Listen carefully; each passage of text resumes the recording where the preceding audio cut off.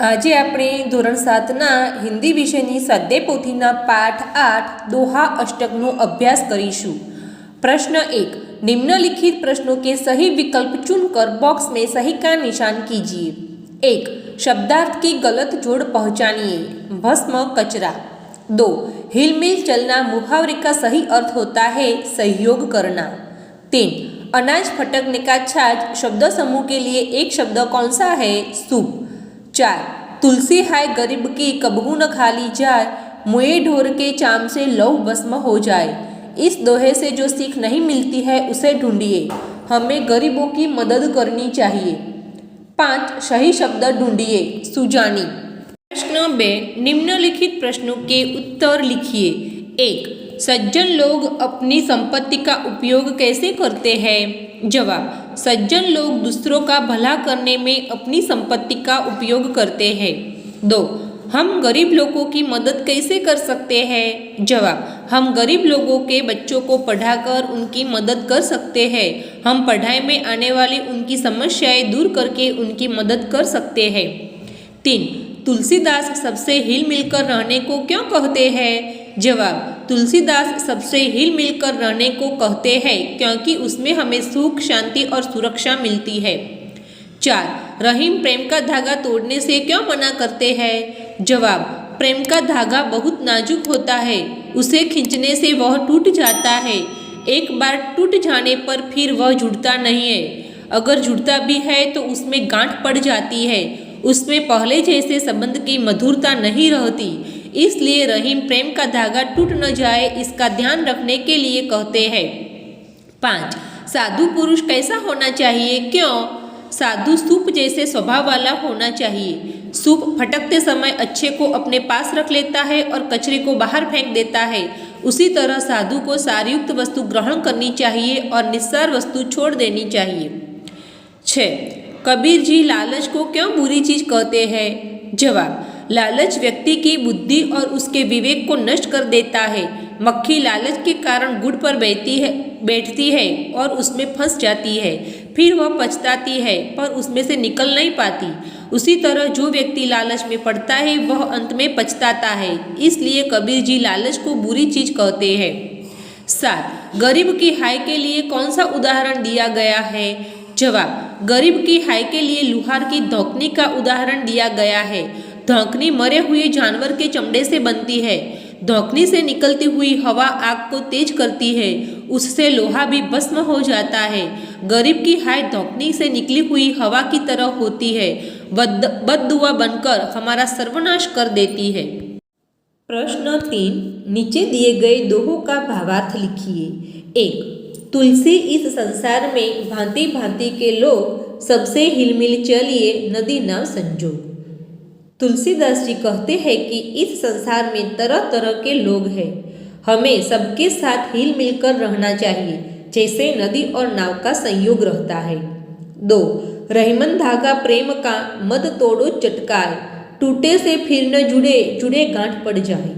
रहीम जी कहते हैं कि प्रेम के धागे को खींचकर मत तोड़ डालो, यह एक बार टूट जाने पर फिर जुड़ता नहीं और जुड़ता भी है तो उसमें गांठ पड़ जाती है।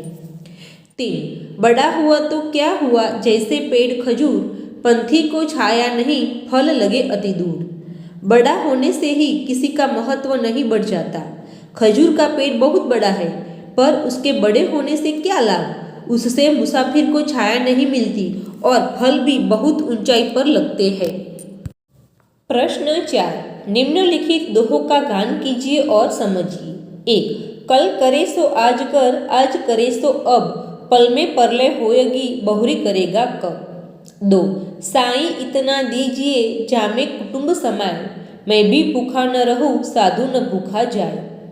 3, एक भरोसा एक बल एक आस विश्वास, एक राम घनश्याम हित चातक तुलसीदास। 4, सचिव वैद्य गुरु तिनी जो, प्रिय बोलही भय आस, राजधर्म तन तिनी कर होई बेगिनास। 5, रहमन वे नर मर चुके, जे कहूँ मांगन जाई, उनके पहले वे मुए जिनमुख निकलत नाही। प्रश्न 5, निम्नलिखित भावार्थ वाले दोहों को प्रश्न 4 में से ढूंढकर लिखिए। एक, रहीम जी कहते हैं कि दूसरों से मांगने वाले लोगों को मरा हुआ जानो। आगे कहते हैं कि वो लोग उनसे भी पहले मर चुके हैं जो मांगने पर अपने मुंह से ना निकालते हैं, यानी कि कुछ देते नहीं हैं। रहीमन वे नर मर चुके जे कछु मांगन जाही, उनके पहले वे मुए जिन मुख निकलत नाही। बे, मंत्री, वैद्य और गुरु यदि किसी आशा में प्रिय बोलने लगे तो समझना चाहिए कि जल्दी ही राज, धर्म और शरीर का नाश हो जाएगा। सचिव, वैद्य, गुरु तिनी जो प्रिय बोल ही भय आस, राज धर्म तन तिनी कर होई बेगी ही नाश। 3, हमें भगवान से यह प्रार्थना करनी चाहिए कि हमें इतना दीजिए जिससे कुटुंब यानी कि परिवार का पालन पोषण हो और घर आए साधु संत गरीब कभी भूखा न जाए। साईं इतना दीजिए जामे कुटुंब समाए, मैं भी भूखा न रहूं साधु न भूखा जाए। प्रश्न 6, नीचे दिए गए व्यक्ति या विषय के बारे में लिखिए। 1, कबीर। कबीरदास 15वीं सदी के भारतीय रहस्यवादी कवि और संत थे। हिंदी साहित्य के भक्तिकालीन युग में परमेश्वर की भक्ति के लिए एक महान प्रवर्तक के रूप में उभरे। इनकी रचनाओं ने हिंदी प्रदेश के भक्ति आंदोलन को गहरे स्तर तक प्रभावित किया। उनका लेखन सिखों के आदि ग्रंथ में भी देखने को मिलता है। 2, तुलसीदास। गोस्वामी तुलसीदास का जन्म स्थान विवादित है। कुछ लोग मानते हैं कि इनका जन्म सोरो शुकर क्षेत्र वर्तमान में कासगंज एटा उत्तर प्रदेश में हुआ था। कुछ विद्वान इनका जन्म राजापुर जिला बांदा वर्तमान में चित्रकूट में हुआ मानते हैं, जबकि कुछ विद्वान तुलसीदास का जन्म स्थान राजापुर को मानने के पक्ष में है। 3, रहीम। अब्दुल रहीम खाने खाना या रहीम एक मध्यकालीन कवि, सेनापति, प्रशासक, आश्रयदाता, दानवीर, कूटनीतिज्ञ, बहुभाषाविद, कला प्रेमी एवं विद्वान थे। वे भारतीय सामाजिक संस्कृति के अनन्य आराधक तथा सभी संप्रदायों के प्रति समादर भाव के सत्यनिष्ठ साधक थे। उनका व्यक्तित्व बहुमुखी प्रतिभा से संपन्न था। प्रश्न 7, नीचे दिए गए विरुद्धार्थी शब्दों की सही जोड़ वाले शब्द कोष्टक में से ढूंढकर ब विभाग में लिखकर उदाहरण अनुसार उन शब्दों का वाक्य प्रयोग कीजिए। आदर तो अनादर, स्वकाज तो परकाज, बुरा तो अच्छा, सत्य तो असत्य, बड़ा तो छोटा, प्रेम तो नफरत, मृत तो जीवित, दूर तो नजदीक। उदाहरण, आदर तो अनादर। वाक्य प्रयोग, हमें बड़ों का आदर करना चाहिए, हमें बड़ों का अनादर नहीं करना चाहिए। 2, स्वकाज तो परकाज। वाक्य प्रयोग, हमेशा स्वकाज करना चाहिए, हमें हमेशा परकाज करना चाहिए। 3, बुरा तो भला। वाक्य प्रयोग, हमें बुरा काम नहीं करना चाहिए, हमें भला काम करना चाहिए। 4, सत्य तो असत्य। वाक्य प्रयोग, हमेशा सत्य का साथ देना चाहिए, हमें असत्य का साथ देना नहीं चाहिए। 5, बड़ा तो छोटा। वाक्य प्रयोग, वह बड़ा शहर है, वह छोटा शहर है। 6, प्रेम तो नफरत। वाक्य प्रयोग, हमें सबसे प्रेम भाव रखना चाहिए, हमें किसी से नफरत नहीं करनी चाहिए। 7, मृत तो जीवित, वो मृत पशु है, वो जीवित पशु है। 8, दूर तो नजदीक। वाक्य प्रयोग, वह शहर काफी दूर है, वह शहर नजदीक ही है। प्रश्न 8अ, परिभाषा पूर्ण कीजिए।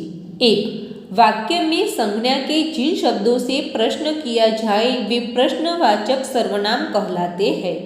उदाहरण, कौन, किस, क्या, किसने। 2, वाक्य में संज्ञा के जिन शब्दों से प्रश्न किया जाए वे संबंधक सर्वनाम कहलाते हैं। उदाहरण, जैसा, वैसा, जो, वह, जिसकी, उसकी। प्रश्न 8ब, वाक्यों में रेखांकित शब्द प्रश्नवाचक और संबंधवाचक सर्वनाम है, उन्हें दी गई तालिका में वर्गीकृत कीजिए। 1, वह कौन आ रहा है, कौन प्रश्नवाचक सर्वनाम। 2, जैसी करनी वैसी भरनी, जैसी वैसी संबंधवाचक सर्वनाम। 3, जो चलता रहेगा वह मंजिल तक पहुँचेगा, जो वह संबंधक वाचक सर्वनाम। 4. आज का इनाम किसे मिलेगा, किसे प्रश्नवाचक सर्वनाम। 5. जिसकी मेहनत उसकी सफलता, जिसकी उसकी संबंधवाचक सर्वनाम। 6. आप क्या ढूंढ रहे हैं, क्या प्रश्नवाचक सर्वनाम। 7. किसने कहा आज मेहमान आएंगे, किसने प्रश्नवाचक सर्वनाम। 8. पहला इनाम किसे मिला, किसे प्रश्नवाचक सर्वनाम। प्रश्न 9. आप संयुक्त कुटुंब में रहना चाहेंगे या विभक्त कुटुंब में, क्यों। मैं संयुक्त कुटुंब में रहना पसंद करूंगी। मनुष्य को अपने विकास के लिए समाज की आवश्यकता है। इसी आवश्यकता की पूर्ति के लिए परिवार का उदय हुआ है।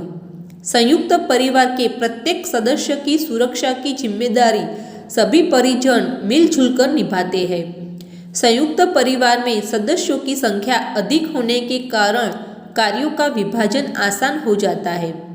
संयुक्त परिवारों में बच्चों के लिए सर्वाधिक सुरक्षित और उचित शारीरिक एवं चारित्रिक विकास का अवसर प्राप्त होता है।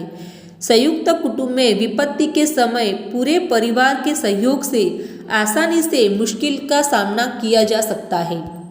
जो तमने मारो आ विडियो गम्यो होय तो एने लाइक, शेर और सब्सक्राइब करवानुं भूलता नहीं। तो आवा नवा विडियो मेळवता रहो अने जोता रहो। Thank you.